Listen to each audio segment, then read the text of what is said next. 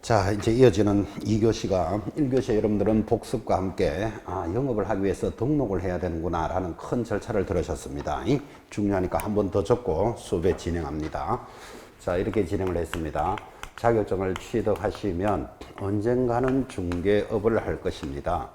자, 이때 시험 문제, 중개업을 하려면 뭐 해야 된다고요? 등록을 해야 된다. 이렇게 수업을 했고, 자, 절차가 등록을 신청하면 접수하는 곳이 있겠죠.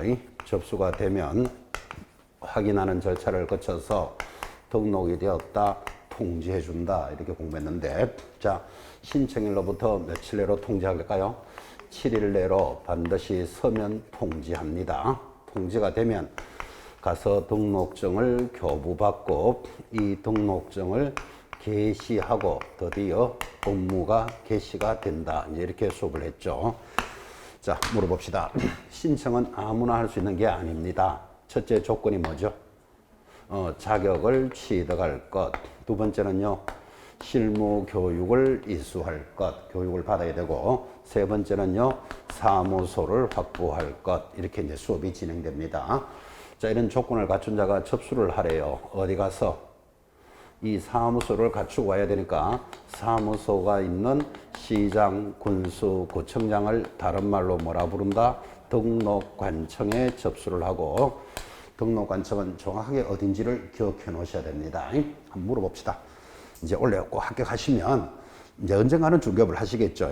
빠르게 하거나 늦게 하거나. 어디 가서 등록하실래요? 등록관청이 어디가 될까요? 그렇지.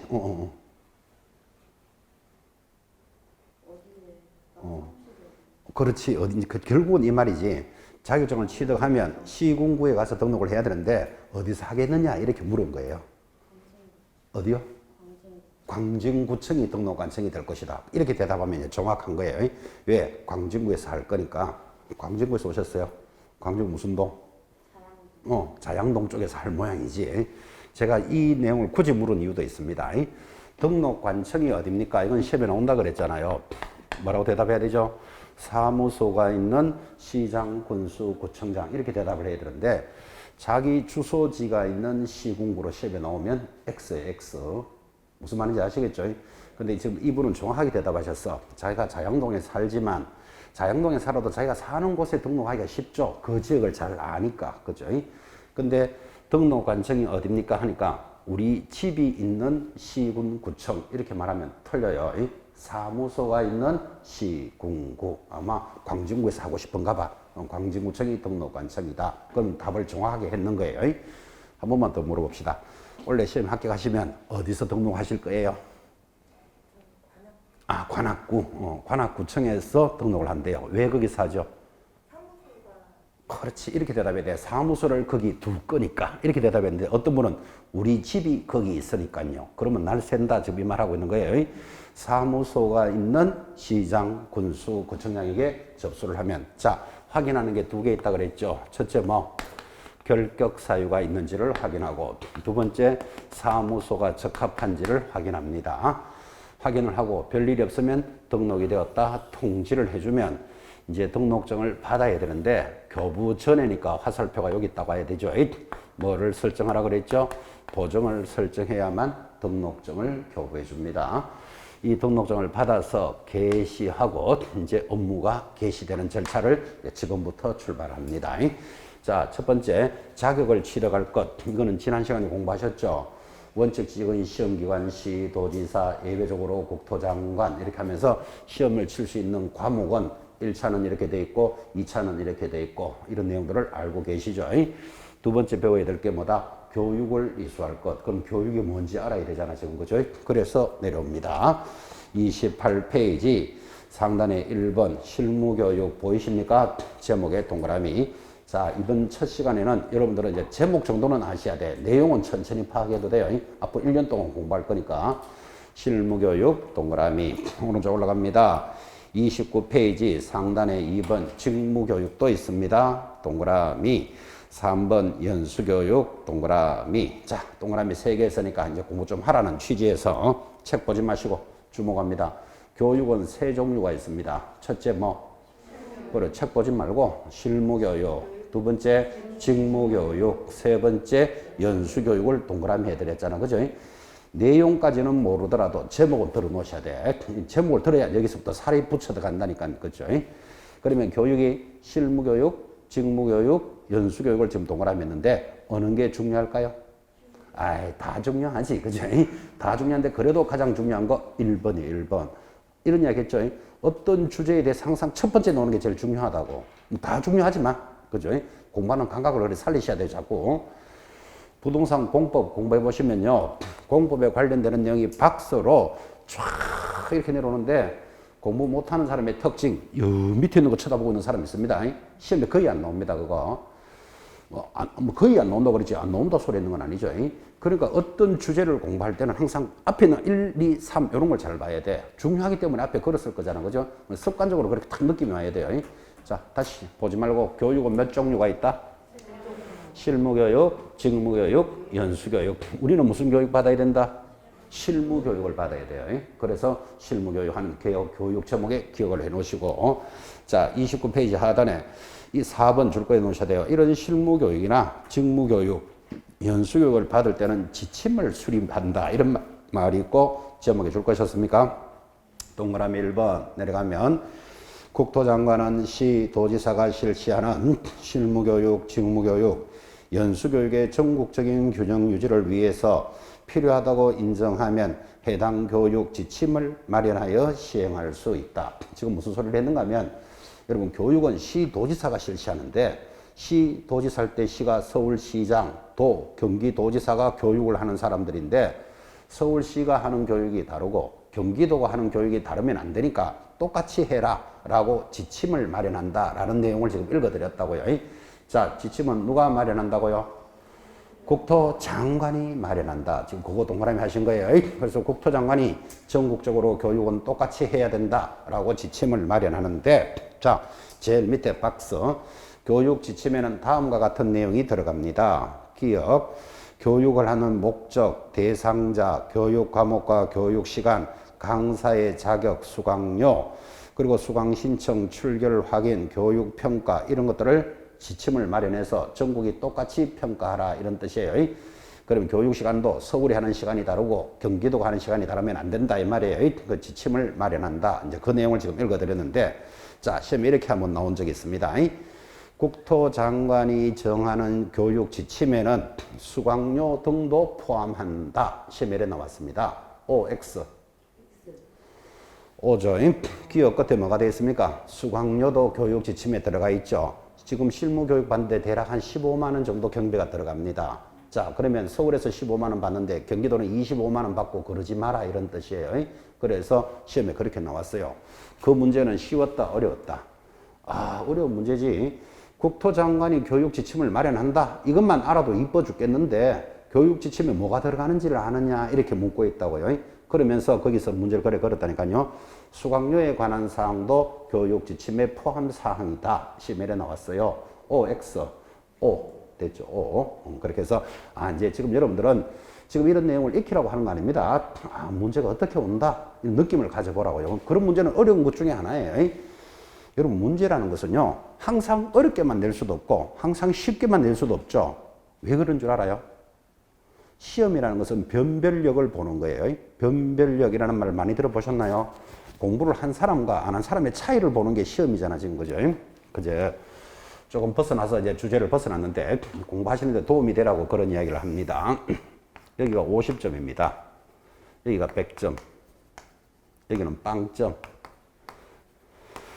어떤 출제자가, 그죠? 출제위원이 문제를 냈는데 문제를 얼마나 쉽게 냈는지 모든 수험생들이 전부 60점, 70점, 100점에 다 가 있습니다. 곡선이 이렇게 됩니다. 이제 50점 밑으로 없다 이 말이에요. 50점 밑으로 없다 이 말은 문제가 얼마나 쉬웠으니까 시험 치는 학생들이 웬만하면 60점, 70점, 80점, 90점 다 받았다고. 곡선이 이렇게 나오면 잘 된 거다, 못 된 거다. 못 된 거지. 왜? 공부한 사람과 안 한 사람의 차이를 못 느끼잖아, 이게 지금. 그죠? 어떤 출제위원은 문제를 얼마나 어렵게 냈는지 시험 친 수험생들이 전부 20점, 30점에 다 가 있고 잘해봐야 50점에 와 있어. 곡선이 이렇게 돼 있어. 이거 문제 잘 냈다, 못 냈다.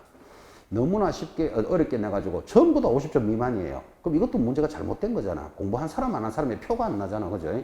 변별력이 표시가 안 되잖아요. 그죠? 그래서 모든 시험은 변별력을 갖춰야 한다 그래요. 그럼 변별력이 어떤가 하면 이렇게 나와야 되니까 이걸 여러분들은 표준 분포 곡선 이렇게 들은 적이 있어요. 예전에. 그러면 표준 분포 곡선은 50점 미만이 한 30% 되고 50점에서 한 70점까지가 40%좀 되고 또 어려운 문제도 맞추는 자가 30% 이렇게 문제를 내야만 곡선이 반드시 이렇게 가는 거예요. 그래서 모든 시험의 평가는 변별력이 있어야 한다. 그렇게 이야기합니다. 그러면 이 곡선을 표준 분포 곡선인데 다행히 우리는 60점만 있으면 합격입니다. 60점 안에만 들어가면 되잖아 지금. 그죠? 그러면 쉬운 문제는 무조건 맞추고 기본적인 문제만 맞추면 70점은 나온다고요. 그리고 어려운 문제도 당연히 있겠지. 그죠? 근데 어려운 문제 다 맞춰야 될 이유가 있다 없다? 없지. 우리는 60점 이상이면 합격하는 절대평가니까. 그죠? 그래서 항상 문제는 쉬운 문제, 어려운 문제, 보편적인 문제로 다 구성이 되어 있다고. 그죠? 그래서 이번 지나간 32회 시험도 최상급의 문제가 한 5문제 나왔어요. 최상급. 굉장히 어려운 문제. 그러면 최상급의 문제가 5문제 나왔지만 그걸 다 틀렸다 하더라도 합격하는 데는 큰 지장은 없어. 어차피 우리는 얼마? 60점만 넘으면 되지. 그것까지 다 맞춰서 100점을 받아야 될 이유는 없는 거잖아. 그죠? 그런데 이제 수험생 입장에서는 최상급의 문제가 보이면 어려워지는 거예요, 이게. 그래서 우리는 난이도가 높아졌다. 이렇게 말한다고. 난이도는 높아졌지만 원래 이제 12월 1일 날 합격자가 발표나는데 기본적으로 해마다 합격하는 수 이상 합격 무조건 나옵니다. 좀 어렵게는 느껴지지만 어차피 합격하는 사람은 합격하고 안 되는 사람은 안 되는 게 변별력이잖아. 그죠? 그래서 어렵게 나왔다? 그럼 내가 합격을 안 하는구나. 이게 아니라니까. 합격하는 거하고는 별 관계가 없다니까요. 기본적으로 이번에 12월 1일 합격자 발표할 때 숫자 한번 보세요. 해마다 나오는 숫자 이상으로 합격될 거예요. 이번에 또 중개사법은 특별하게 오타를 낸 문제가 하나 있어요. 그 오타 낸 문제는 할 수 없이 근데 다 맞다 해줘야 될 것 같아. 그죠? 축척으로 냈어요. 아, 그 시험장에서 그걸 못 찾아내는 모양이지. 축척 25,000분의 1의 지형도를 뭐 지참해야 된다. 이런 게 있어요. 이 축척. 그거를 시험에서 뭐라고 냈다? 축척 20,000분의 1 이렇게 나왔어요. 아마 시험에서 그거 다 맞다 해줘야 될 거예요. 축척이라는 뜻과 축적은 완전히 뜻이 다르잖아. 그죠? 그러니까 누가 봐도 우리는 오타라는 건 알 수는 있지만 이번 시험에서는 유일하게 오타되는 문제가 하나 나왔다니까요. 그럼 이거 다 맞다 해주면 어차피 수험생 입장에서는 불리한 건 없잖아, 일단은. 원래 그 문제를 맞춘 사람도 있을 거예요. 근데 틀린 사람도 있겠지. 그 틀린 사람도 다 맞다 해주면 손해볼 일은 일단 없잖아. 그죠? 그런 문제. 그 다음에 그 양식에 관한 문제를 굉장히 어렵게 냈는데 법에 있는 게 아니고 뭐를 신청하려면 신청서를 내야 되잖아요. 신청서에 뭐 더 하느냐를 물은 문제가 나와요. 그러니까 이런 거는 무조건 100점 안 주려고 내는 거예요. 100% 틀리게 하려고 내는 건데 거기 보면 주된 컴퓨터 용량 서류를 적어라 이래 돼 있어. 양식에 뭐라고요? 주된 컴퓨터 용량. 그걸 이번 답으로 처리했어요. 이번 문제에서. 근데 실제 양식을 뽑으면 뭐라고 되는가 하면 주된이 아니고 주요 컴퓨터 설비 이래 돼 있어. 그럼 주된 거나 주요나 큰 차이는 없죠. 우리끼리 생각하는 거죠. 근데 어차피 양식은 그래 돼 있다니까. 주요 컴퓨터 시설이라니까. 그럼 이것도 틀렸다 해야 되는 거 아니냐. 그래 되면 이 문제는 답이 없어져. 그죠? 이제 이런 오류가 이번 시험에서는 몇 개가 발견돼 있어요, 지금. 그죠? 또 수험생 입장에서는 지푸라기를 하나 짚는 심정이잖아. 뭐라도 하나 맞다 해주면 좋잖아. 일단 어쨌든 그죠? 그러니까 막 자기 틀린 건 다 올려보는 거야. 일단은 내 틀린 거는 뭐 안 되면 그만인 거죠. 그래서 많이 보면 중개사법은 한 4개까지. 그죠? 이게 복수 정답 내지는 모두 정답. 작게 봐줘도 2개는 무조건 될 것 같아. 그죠? 근데 한 문제만 더 이렇게 다 맞다 해주더라도 수험생이 1000명씩 확확 늘어납니다. 1000명씩. 원래 틀렸던 사람이 맞는 걸로 되니까. 그죠? 그런 문제가 생겼는데, 어쨌든 간에 변별력이라는 곡선은 이렇게 되려면 반드시 쉬운 문제 30% 내야, 어려운 문제 30% 내야, 그 다음에 보편적인 문제를 40% 내야만 곡선이 이렇게 밖에 나올 수밖에 없어요. 그럼 여러분들이 앞으로 수험 전략도 어려운 문제, 막 머리 싸매야 될 문제 굳이 맞출 필요 없지. 틀려도 60점만 넘으면 되는 거잖아. 그죠? 근데 공부 못하는 사람의 특징, 다 되지도 않으면서 다 공부하려고 노력하고, 그러다 보니까 어렵고, 그죠? 그래서 헤매고, 이제 어렵고, 헤매고, 다시 하고, 이렇게 계속 이렇게 돈다고 이래. 그지? 그럼 지금부터 이제 막 시작하는 여러분들은 어떻게 생각하셔야 되냐면, 쉽고 기초적인 문제는 무조건 맞춘다. 그죠? 그게 목표예요. 쉽고 기초적인 문제는 맞췄고 이제 어려운 문제는 공부를 하면서 점수를 올려가야 되겠지, 그죠? 쉬운 문제라고 내가 또 다 맞춘다는 보장은 없잖아. 실수할 수도 있으니까.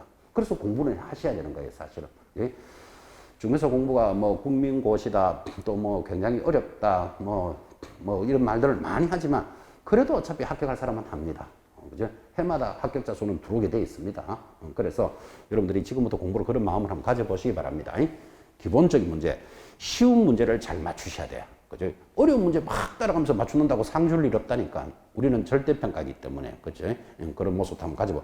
그래서 공부하면서 너무 스트레스 받지 마시기 바랍니다.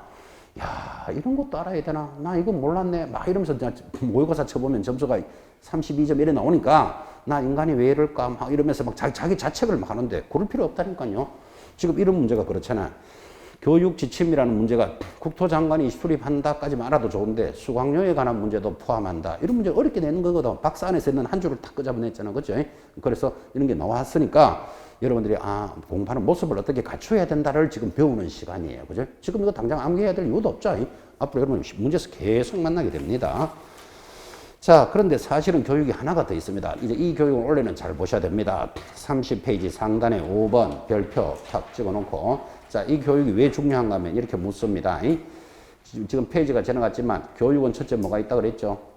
실무교육, 둘째 직무교육, 세 번째 연수교육이 있고, 이런 교육은 전국이 똑같이 하라고 국토장관이 지침을 마련한다. 요거 공부하셨잖아, 그죠? 근데 이 교육 말고 하나가 더 있다니까요. 그래서 5번 제목에 줄 것입니다. 부동산 거래 사고 예방 교육이라는 것도 있는데 더 재밌는 게 제일 위에 뭐라고 돼 있죠? 교육비를 지원한다. 요게 별표예요. 자, 여러분 좀 전에 막 지나간 교육이 세 가지가 있었는데 그 교육을 받으려면 교육 경비를 누가 부담할까요? 그렇지, 본인이. 왜 그러면 내가 실무교육을 받아야 중개업을 할 수 있으니까 내가 중개업을 하기 위해서 내 돈 내고 내가 교육 받는 거예요. 그 경비가 실무교육은 대략 한 15만 원 됩니다. 직무교육은 5만 원, 연수교육은 7만 원쯤 돼요. 그런 건 시험에 안 나오니까 여러분 참고를 알면 되고. 자, 그런 교육은 자기가 당사자가 혜택을 보기 위해서 받는 교육이니까 자기가 부담하는데 여기 보면 부동산 거래 사고 예방 교육은 국가가 경비를 지원해 줍니다. 그래서 오늘 국가가 생색 내고 싶어서 이제 이런 문제를 낸다고. 그죠? 교육비 지원 동그라미 딱 찍어 놓으시고. 자, 그런데 밑에 많은 내용들이 연결되어 있지만 제목만 기억하시면 밑에가 다 포함해 버렸죠. 제목이 지금 뭐라고 줄 것이었죠? 부동산 거래 사고를 예방하는 교육은, 여러분 알다시피 사고 예방 교육은 누구라도 많이 하는 게 좋겠죠. 상식이잖아. 그죠? 그래서 1번 국토장관, 시도지사, 등록관청은 필요하다고 인정하면 대통령령이 정하는 바에 따라 개공사 등의 부동산 거래 사고 예방 교육을 실시할 수 있다. 그래서 이 부동산 거래 사고 예방 교육은 우리를 감독하는 자는 다 할 수 있는 거예요. 첫째 누구? 국토장관, 시도지사, 등록관청이 하는데 누구를 대상으로 한다? 개공사가 아니고 개공사 등을 대상으로 하는 거예요. 자, 개공사 등이라면 중개업을 하는 사람 모두 다 대상자다 이 말이에요. 그죠? 왜? 사고 예방 교육은 많이 받는 게 좋잖아. 그죠? 그래서 이런 교육을 할 때는 국가가 뭐 해준다? 경비를 지원해 주겠다. 그죠? 여기까지가 국가가 생색 내고 싶어서라도 문제를 낸다니까요. 교육비를 지원해 준다. 요거. 자, 이제 여기까지 공부한 거예요. 이제 등록을 하려면 교육을 받아야 한다. 지금 교육에 대해서 여러분 빠르게 체크했어요. 이제 내려가면 드디어 등록을 하러 갑니다. 큰 2번에 1번. 등록을 하려면 등록을 신청하는 자와 관청을 알아야 된다. 다 공부했던 것들을 지금 정리합니다. 첫째, 중개업을 영위하고자 하는 자는 어디 가서 등록을 해야 됩니까? 등록관청에 등록한다. 오늘 등록관청 벌써 이야기 몇 번 했죠?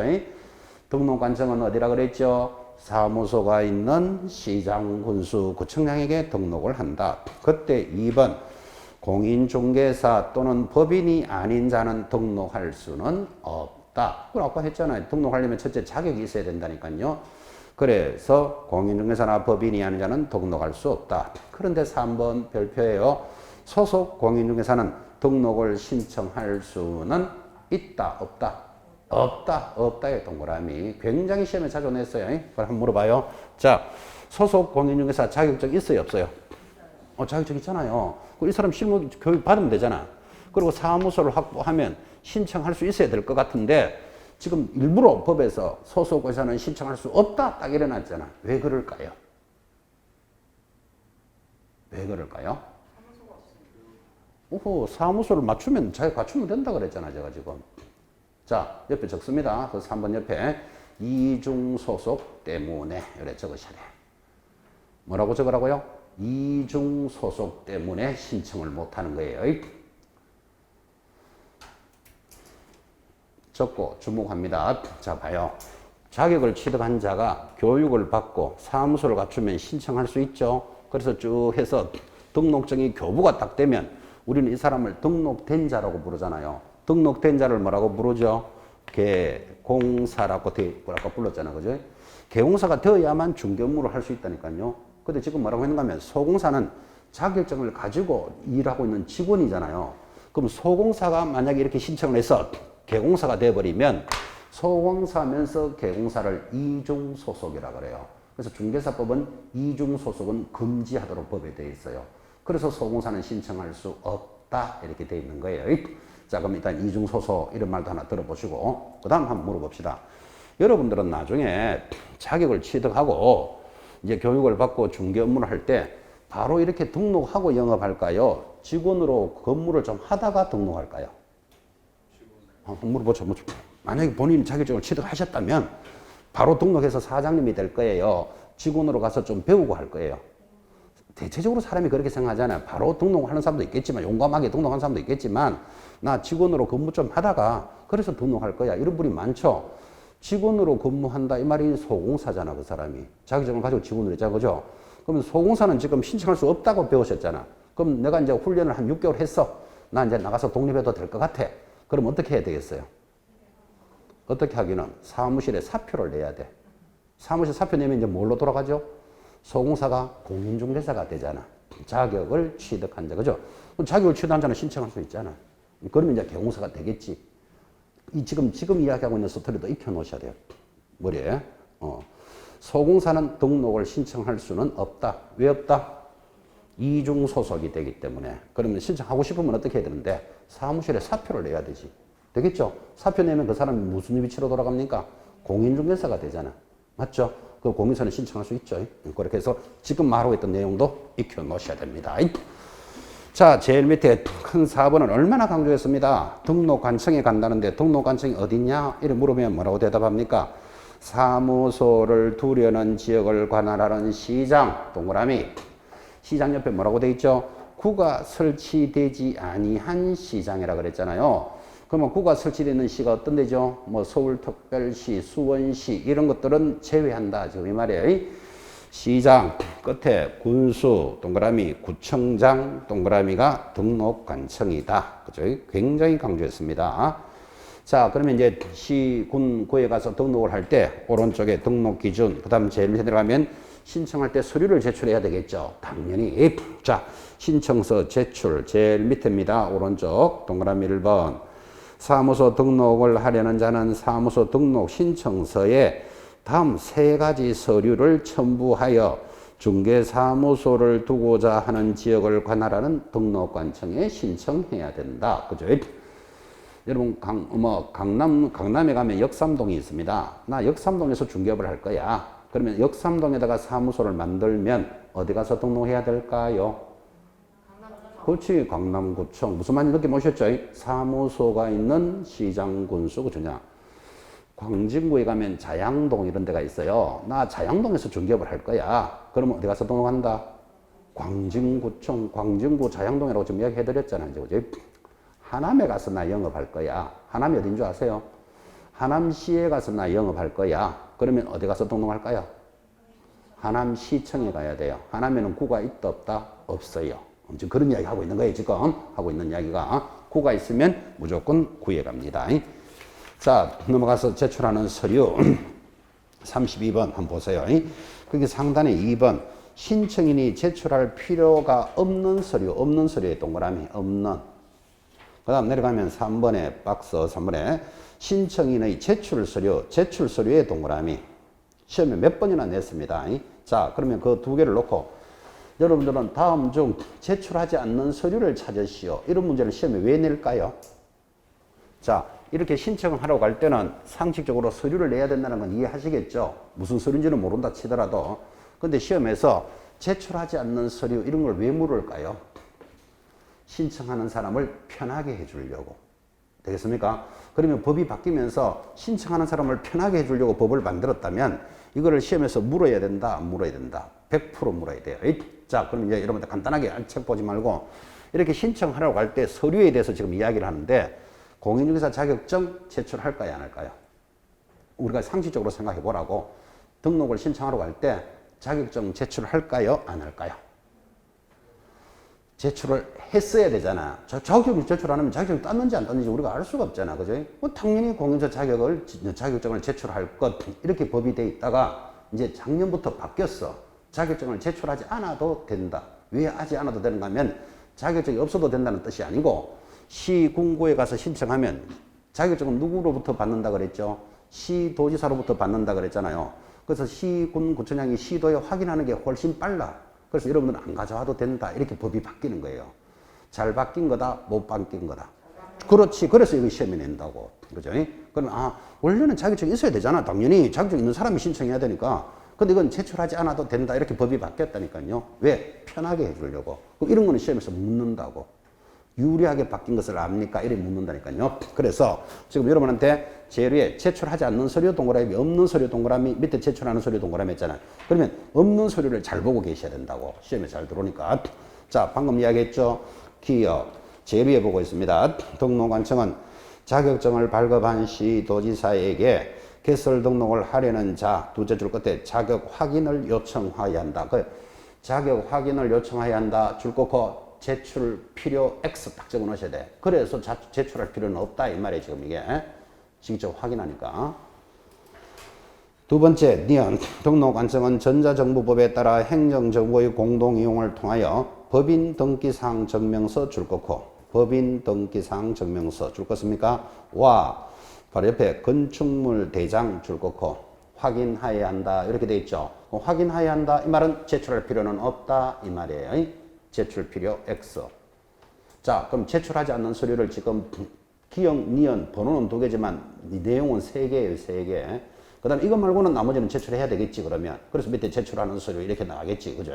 오늘은 제출하지 않는 서류에 대해서 강하게 강조했어요. 첫째 제출하지 않는 건 뭐? 자격증 제출 안 해요. 왜 제출 안 해요? 시도지사에게 직접 확인하는 게 편하니까. 두 번째, 법인 등기사항 증명서 제출 안 해요. 이거 왜 제출 안 할까요? 요즘 등기부는 인터넷으로 확인할 수 있다는 거 여러분 아십니까? 그러니까 굳이 내가 떼서 가져가지 말고 시군구에서 확인하면 더 편하잖아. 그래서 안 가져와도 된다 이렇게 바뀌었다고. 건축물 대장, 중개사무소는 아까 건축물 대장이 적합해야 된다 그랬죠. 텐트나 파라솔 안 된다 그랬잖아. 그러면 이게 건축물 대장이 있다 없다를 건축물 대장을 떼와야 되는데 건축물 대장을 어디서 뗄까요? 이런 건축물 대장 한번 떼본 적 없습니까? 시군구청에 가서 뗍니다. 우리 집이 자양동에 집이 있습니다. 그럼 우리 집에 대해서 내가 건축물 대장 한번 떼고 싶어. 그럼 어디 가야 돼? 광진구청에 가야 된다니까. 그 부동산 있는 시군구청에서 건축물 대장을 관리해요. 그러니까 내가 자양동에서 중개업을 하려면 다 어차피 광진구청에 등록 신청하러 가는데 옆에 가가지고 건축물 대장 떼가지고 여기 또 신청할 필요는 없잖아. 구청에서 자기들끼리 확인하는 게 훨씬 편하잖아 지금. 그래서 그 제출하지 않아도 된다고 바뀐 거예요. 이해하시겠죠, 그죠? 그 말은 예전에는 다 제출했어요. 아주 뭐 좀 이상한 행정이었죠. 옆계에서 떼가지고 이쪽에 갖다 줘야 된다고. 이게 맞나? 차라리 자기들끼리 확인하는 게 훨씬 편하지. 그죠? 그래서 제출하지 않는 서류를 기억하라 이 말이에요. 첫 번째 뭐 자격증 제출 안 해도 돼요. 왜?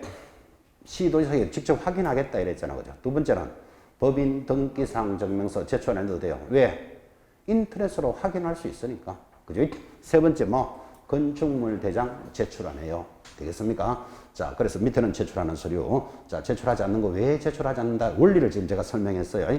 그냥 뭐 이렇게 암기하는 것하고 그래서 이거는 가져오지 않아도 된다. 이렇게 느낌을 가져보시라고 지금 전달하고 있습니다. 한 번 듣고는 잘 안 되죠. 자, 내려갑니다. 한가운데 이제 이렇게 서류를 제출하면 등록 처분 통지 아까 여기 다 했잖아요. 2번의 첫째 줄 사무소 등록 신청을 받은 등록관청은 다음 경우서의 종별에 따라 구분하여 등록을 하고 신청받은 날로부터 며칠 내로 7일 동그라미하고 별표 딱 찍으셔야 돼요. 7일 내로 신청인에게 뭐 서면으로 통지한다. 굉장히 시험에 잘 나옵니다. 지금 여기 하고 있는 겁니다. 신청을 하면 며칠 내로 통지해준다? 7일 내로 서면으로 통지해준다. 내려가면 이제 통지가 왔으면 뭐 해야 되죠? 등록증 받아야 되잖아요. 여기 봐요. 등록 통지가 오면 등록증 교부 받아야 되니까 이제 교부가 탁 갖다 내려오겠지. 3번 밑에. 자, 개공사는 사무소 등록을 한 때는 업무를 시작하기 전, 거기 동그라미, 손해배상 책임을 보장하기 위한 조치를 하고 증명 서류를 갖추어 등록관청에 신고해야 된다. 법에 이렇게 되어 있습니다. 자, 여기 봐요. 통지가 탁 들어오면 그 다음에 문제를 뭘 묻는다? 보정 설정해야 된다. 이거 이야기하고 있다고. 그래서 업무하기 전에 뭐를 보정을 설정하고 그 서류를 갖추어 등록관청에 딱 제출을 하면 그때는 이제 뭐를 내주겠다? 등록증을 교부해 주겠다. 스토리가 이렇게 가는 거예요. 자, 오른쪽 33페이지 상단에 동그라미 2번 제일 위에 동그라미 2번 등록관청은 사무소 등록을 한 자가 보정을 설정하였는지 여부를 확인하고 등록증을 언제까지 교부해 줍니까? 지체 없이 교부해 준 거 찾았습니까? 지체 없이의 동그라미. 지금 이제 지체 없이가 중요합니다. 하고 이제 동그라미까지 시켜드렸는데도 문제 잘 틀립니다. 등록이 통지가 되면 보정을 설정하여 등록증은 7일 내로 교부해야 한다. 시험에 몇 번 나왔습니다. OX. X잖아.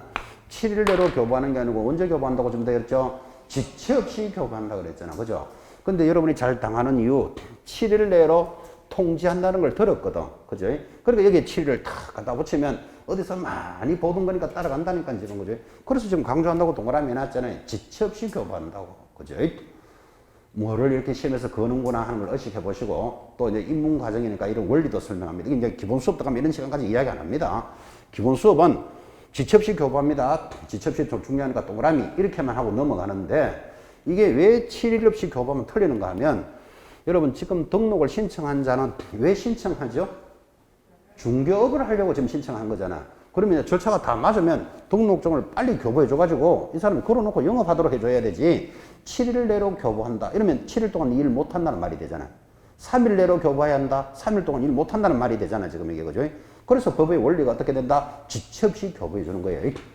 그 이 지체 없이를 이제 앞으로 여러분 공부를 많이 해보시면 중개사법에서도 뭐 7일 이런 게 지금 보이잖아요.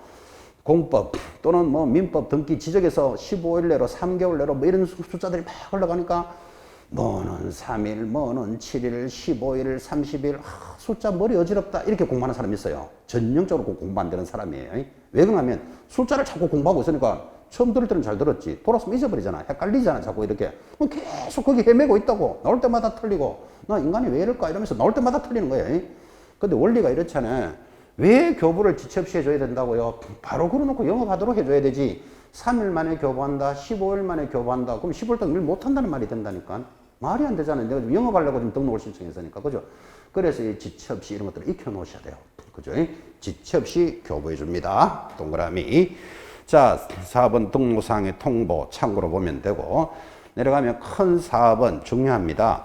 당연하지만 이렇게 등록을 한 등록증을 대여하거나, 대여가 뭐죠? 빌려주는 거겠지. 대여하거나, 이중 등록하거나, 이중 소속을 금지합니다. 근데 중요하다는 말은 시험에 잘 나오니까 중요한 거예요. 근데 사실은 상식이에요. 자, 동그라미 1번. 개공사는 다른 사람에게 자기 성명이나 상호를 사용하여 중개 업무를 하게 하거나 자기 등록증을 양도대여하는 행위를 하여서는 아니 된다. 줄자 꺼셔야 돼요. 양도대여 하여서는 아니 된다. 줄은 꺼드리지만 상식이다. 그죠? 빌려주고. 양도가 뭐죠? 양도대여 하여서는 아니 된다. 이래 나가는데 양도가 뭐죠? 네가 대신 써라. 이거 주는 거 양도. 대여는 뭐죠? 그럼 돈 얼마 받고 주는 거. 그러니까 우리 법은 그냥 주기나 돈 받고 주기나 다 금지하는 거예요. 양도대여를 금지한다. 여러분 지금 현장에 나가보면 등록증을 이렇게 이제 해서 받아서 양도 대여, 대여하는 자 있을까요? 없을까요? 있으니까 이런 법을 만들어 놨겠지. 아까 자격증도 양도 대여하면 아까 뭐 100만 원 이런 말도 나오셨잖아요. 그거 뭐 할 말은 아니지만.